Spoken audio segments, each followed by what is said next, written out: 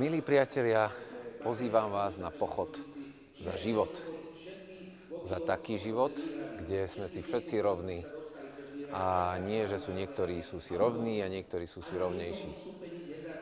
Pre pochod za život, v ktorom láska je na prvom mieste.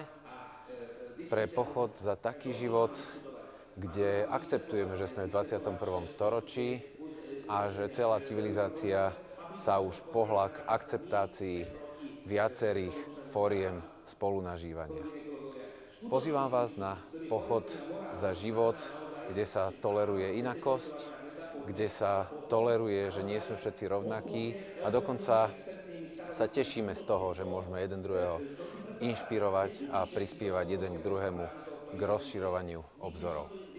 Keď som bol minulý rok v Spojených štátoch amerických, mal som tu možnosť stretnúť sa s Larrym Begnerisom, čo je človek, ktorý spoluorganizoval úplne prvý Pride v Spojených štátoch.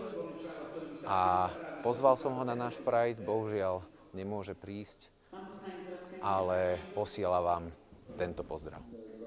Hi, I'm Larry Begneris from the city of New Orleans, Louisiana, in the United States of America. I want to wish you the best Pride ever.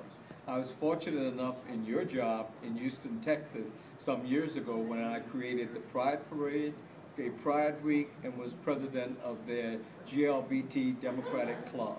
So I know the future holds well for you, and the future holds well for you because not only in America, but because across the world, people in the GLBT community are standing up for their rights. Keep up the great work and happy Pride. Vidíme sa v sobotu na Pride, priatelia.